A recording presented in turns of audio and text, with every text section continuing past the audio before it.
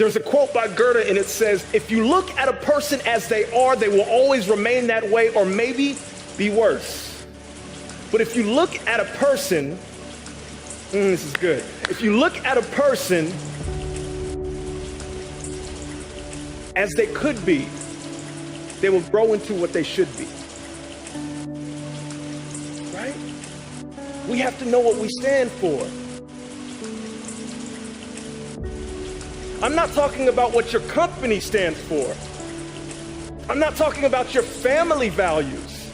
I'm talking you as an individual. When you walk into a room, what do you represent? As you as an individual, when people around you see you, what feeling do they get?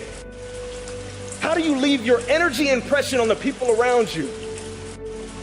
As individuals, we have to do that. That's the first step that we have to do when we're talking about make your mark. Everybody repeat after me, make my mark. Repeat after me. In order to make my mark, I have to define my mission statement. In order to make your mark, some of you are going through, you're on the journey of becoming, and you have to look at adversity with a new perspective, right? By a show of hands, how many of you guys have experienced fear? I need the elbow to lie. So here's what fear does. Fear is restrictive. Fear stops us from taking the steps that we need to take to become the best version of ourselves.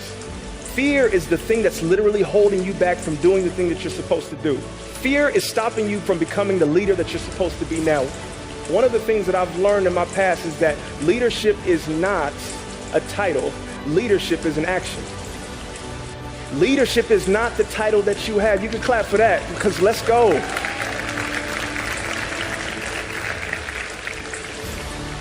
Leadership is not a title. Leadership is an action. Leadership is not a noun. Leadership is a verb. Leadership is not what you look like or where you are. Leadership is the way in which you interact and how you treat the people around you. I'm trying to tell you something, people. Leadership is each and every one of you right now are a leader. Young professionals, unemployed, if you don't know what's going on, you're a leader just by the way in which you operate. I'm being honest. Many of us are stuck and stagnant in situations because we believe that we need someone to give us the card to initiate what we're supposed to do. Someone here is literally supposed to absolutely put their time and their effort in something new. Like someone here right now is supposed to focus on their dream and their goals and their aspirations. The question that I ask myself every time that I speak, I don't look at this as a keynote, I look at this as an assignment. The thing that I ask myself is if I don't operate in my faith and instead operate in my fear, if I don't chase my dreams and become the person that I'm supposed to be, who loses out?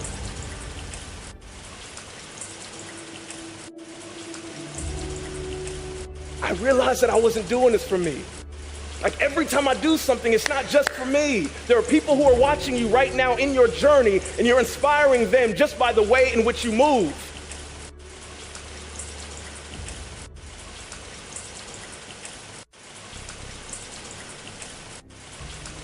I remember something very vividly. I'm going back to my college days. Anybody ever took this devil of a course called organic chemistry? Ooh, you can't see it, but I'm like crying in the inside thinking about organic chemistry. So I'm in school, right? I'm at Princeton on the East Coast.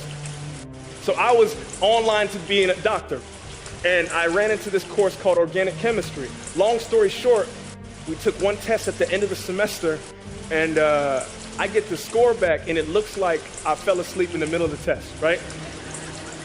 Like, to the point where, like, the professor came to me and was like, I just wanted to make sure, did you know there was a second half to the entire test? I was like, yeah, I tried my best. I was really in there. So organic chemistry did that to me, right? And I failed organic chemistry. What happened for me is I literally had to re-look at what I was studying. Long story short, I switched my major to this thing called sociology. Everybody say sociology, right? But look, most people would think sociology like, oh, you took the easy way out, right? But the honest truth was I enjoyed studying relationships of people. Now I'm doing sociology. And as I'm pouring into this idea of networking, I start to realize that there are young people who don't understand this concept as good as they should. Next thing happens. Fast forward, I end up going and working in administration at Princeton University on my off time, so 9 to 5, so 5 to 9, I developed a program called Profound Ivy where we talk about networking, helping young people make their transition to the real world. And I'm following my passion, I'm in it, I'm not thinking about anything else. 3 years pass by and I'm doing it with one of my best friends and we're rocking, right? We're like, this information is great. Cats are coming up to me and saying, yo, I landed the dream job of my life because of the networking tree and the principles that you've taught. I'm like, oh my God, we have something here. If I didn't absolutely bomb that organic chemistry test,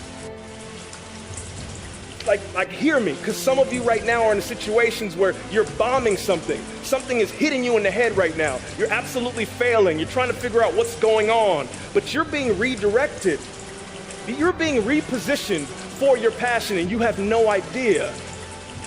Understand that when adversity hits you, oftentimes it's trying to teach you, but your perspective has to be great on it. If I were to say, oh my God, I got killed by organic chemistry, I'm an absolute failure, I wouldn't be standing before you today. Hear me. Hear me. Like you're in something right now and something is hitting you in the head and you're like, man, life is hard. Like I can't get everything together. Like I don't know what's going on in my life. I'm trying to put two pieces together. I just want to look like everyone else. I want to look like everyone else. Everyone else is going like this, zoom, zoom, zoom. I got friends who are passing me by, but for whatever reason, I'm sitting here and I'm sitting in failure. And I'm talking to you, not all y'all, you. Oftentimes, life puts us in a position so that we can absolutely be hit in the head, so that we can redirect ourselves and know which way we're supposed to go.